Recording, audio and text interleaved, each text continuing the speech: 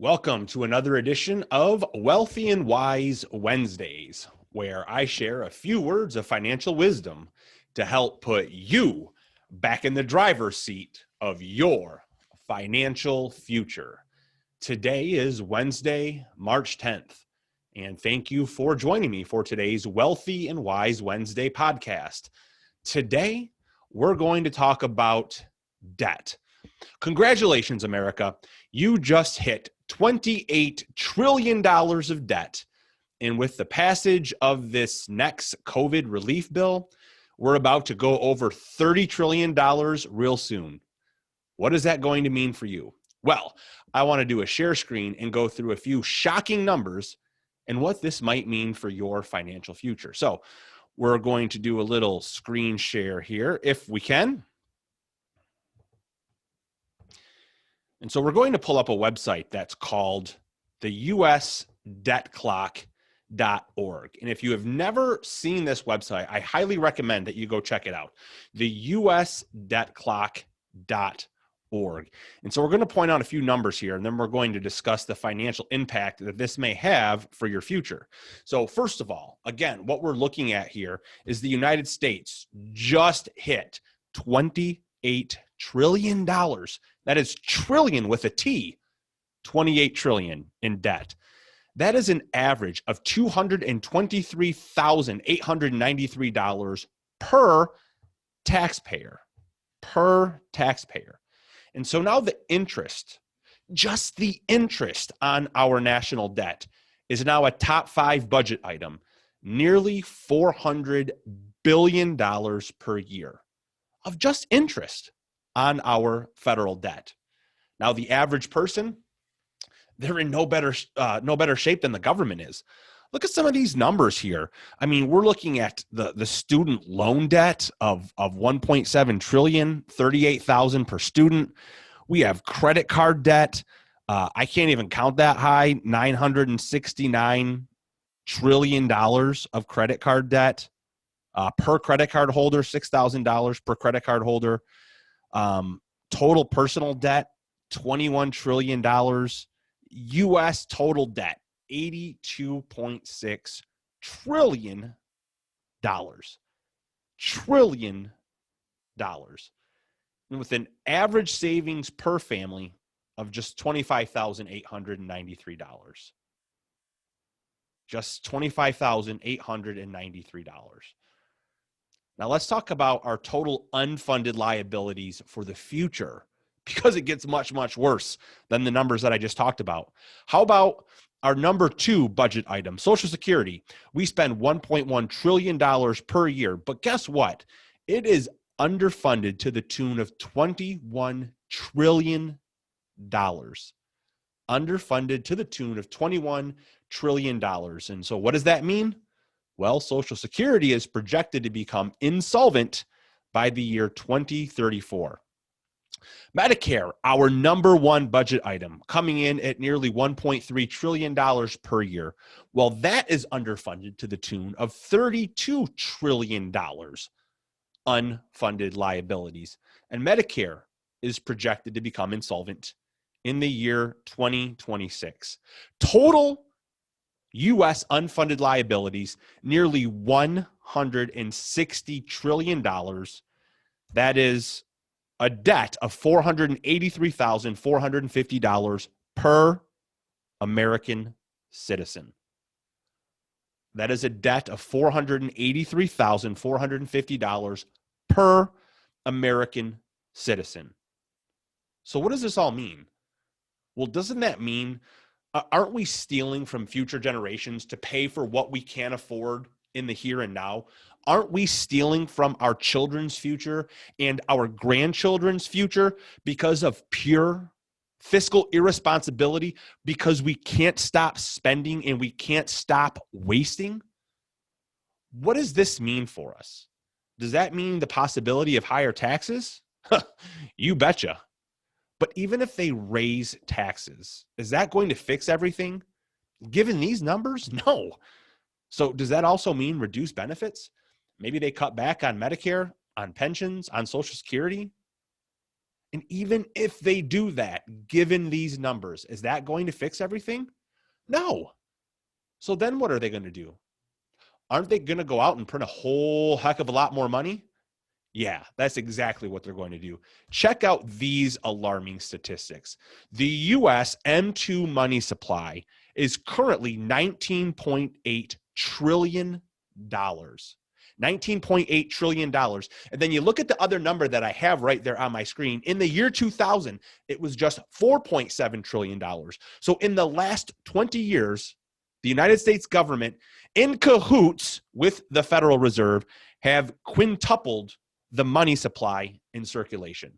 We have quintupled the money supply that's in circulation. So that inflation, it's coming. It's coming. And check out this. Now, every time they tamper with the money supply, doesn't that cause more and more volatility in the stock market with higher highs and then crashing to lower lows? I mean, hasn't that been our new normal since the year 2000? A 30% to 50% crash every 6 to 8 years? Well, what if it happens again in the near future? What will that mean for your life? What will that mean for your retirement? What's that going to mean, most importantly, for your standard of living and your peace of mind? But the news gets worse, because that last circle I just put on my screen, look at the currency and the credit derivatives right now compared to where it was at in the year 2000. They said that the currency and the credit derivatives were a large driving factor behind the financial meltdown in 2008, and it's only gotten much, much worse since then. And, you know, just as importantly, if not more so, taxes. Because the average family who is doing the right thing, where they're saving, they're sacrificing, they're investing, they're using delayed gratification, they're not spending every dollar that they make, they're saving for the future. I'm fearful that these people are going to get screwed and get royally screwed. Why? Where do most people save for their retirement? They save within a pre-tax 401k or 457 or SEP or IRA. And so what that means is that they are taking a tax deduction right now on a relatively small amount of money every year. And more so, they are doing it in an environment where tax rates are near all-time lows. And then they are transferring that money to the future where it's never been taxed. And they're going to continue to build this big pile of money into the future where that money has never been taxed. And when they take that money out, they're going to be paying, most likely, they're going to be paying taxes at much higher rates than what they took the deferral on here today. Again, let me repeat that. They're going to be paying taxes at a much higher rate in the future than what they took the deferral on here today. So doesn't that mean by saving your money in a 401k or in an IRA, isn't that going to end up costing you a lot of money in the future? Isn't that going to cost you an incredible amount of money in the long term? And it's not just about the numbers that I just showed you. It's also about the mentality of the general public, because more and more people are all about equality. We want the rich to pay their fair share.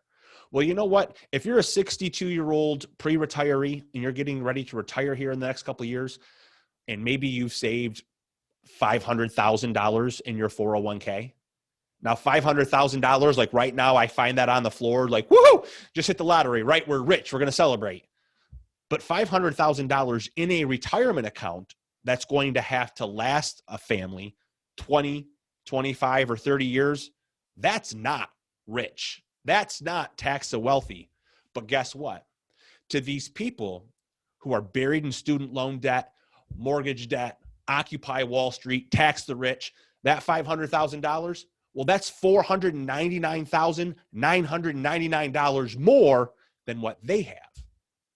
That's more than what they have. So these are the type of people who are going to Bernie Sanders, who are going to AOC, who are going to these socialist Democrats and begging to tax the rich. Well, guess what? You, Mr. Middle Class, $500,000, you're going to become the next rich guy. There's going to be a target on your back, isn't there?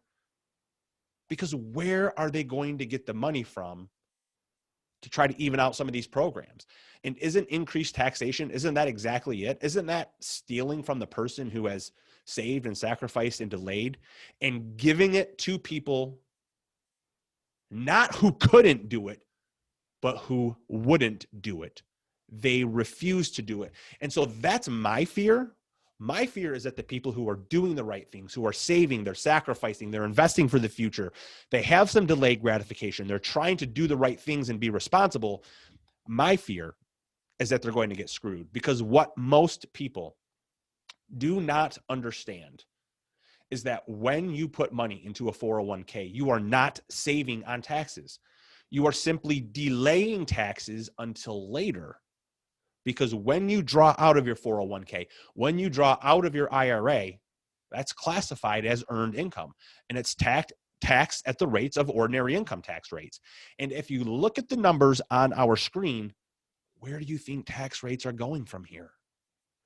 Where do you think tax rates are going from here? Now, back in the 1980s, when the 401k became popular, the top tax brackets back then were 50%, 60%, and 70%. It made sense back then to take the tax deduction now, because you would most likely be in a lower tax bracket in the future. And it would be a lower tax bracket, not because you're older, right? A lot of people think that you have reduced taxes in retirement just because you hit a certain age.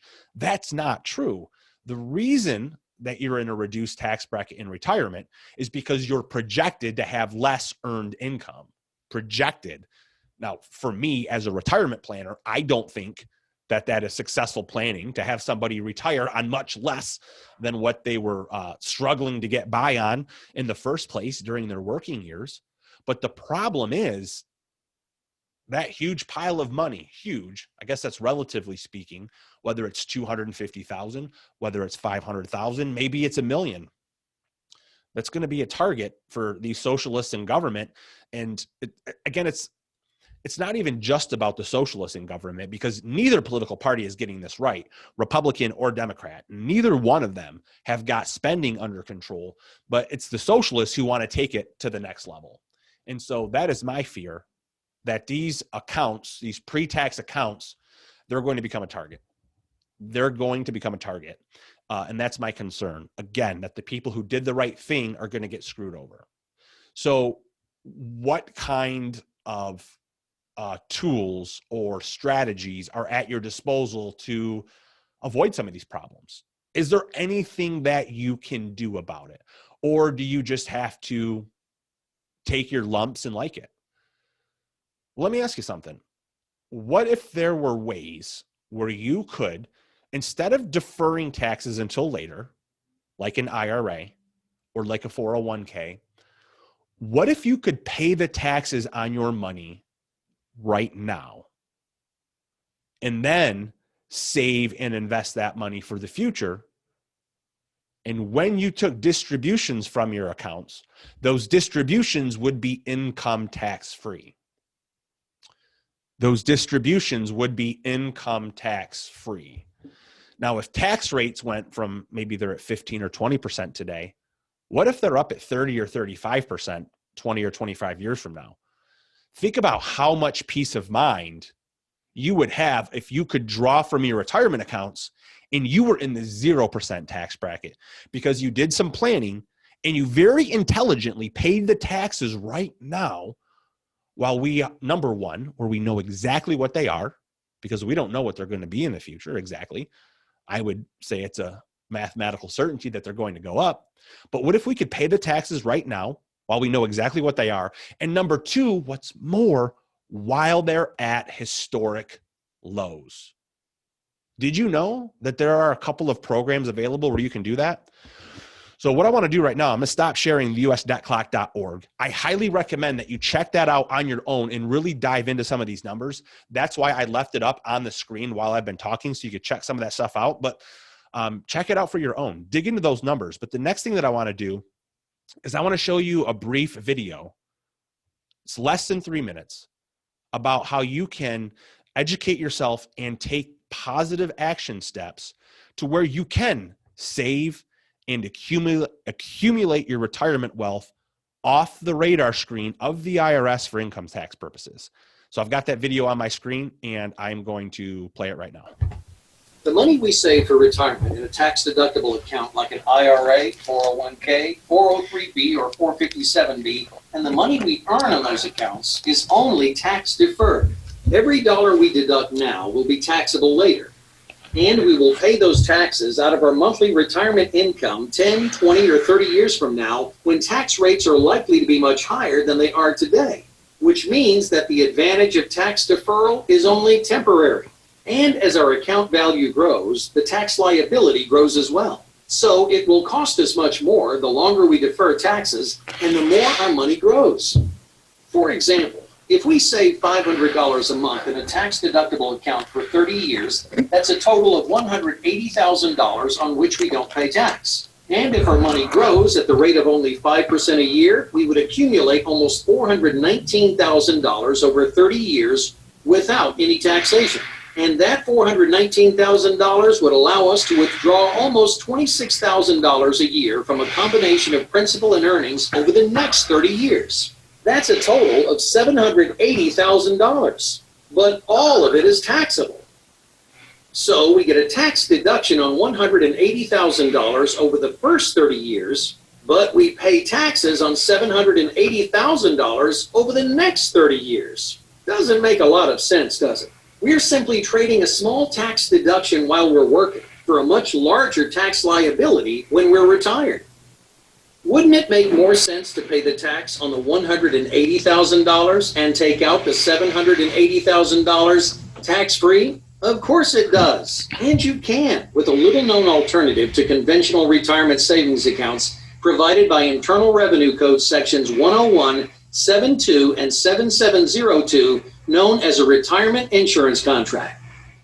In accordance with these three provisions of the tax code, a retirement insurance contract offers extraordinary tax advantages over other types of retirement savings plans. Because, just like a tax-deferred retirement account, a retirement insurance contract also allows us to grow our money without annual taxation on our earnings. But unlike a tax-deferred retirement account, these plans also allow us to take our income during retirement tax-free. That's right, tax-free. Not tax-deferred, but tax-exempt, which can actually increase the income we get at retirement by as much as 30 to 40%. What's more, a retirement insurance contract also protects our money from investment losses, money management fees, and administrative charges. Interested? Then talk with the financial security professional who asked you to watch this video. So you just saw it right there. You saw the numbers, and you're starting to learn why we've been programmed for the last 40 years to max out our 401ks and to max out our IRAs. To me, it is the Internal Revenue Service and the big banks and Wall Street all working in conjunction to create a false narrative, a narrative that is going to no doubt profit them much more than it's going to benefit us. You know what I believe? I believe that the average American person has been taken advantage of by these very financial institutions who have promised to take care of our money and to keep our money safe. So I am on a crusade to educate every tax-paying American citizen about how wealth truly works versus just chasing rates of return and trying to build up a big net worth or a big nest egg in a 401k. Because if I can get them to understand and to implement what it is that I already know, I can help them take back control of their money from these institutions that I collectively call the financial matrix, from the financial matrix. And in doing so, when I help them take back control of their money, I can help them to build as much wealth as possible outside of Wall Street and off the radar screen of the IRS for income tax purposes. If these concepts intrigue you, and if you think this is a problem that you would like to solve, I can help you stop the bleeding. Simply message me on social media or give me a call at 248-499-9797. 9676. Now, that's all we've got time for this week's Wealthy and Wise Wednesday. So that's my rant. And as always, thanks for listening.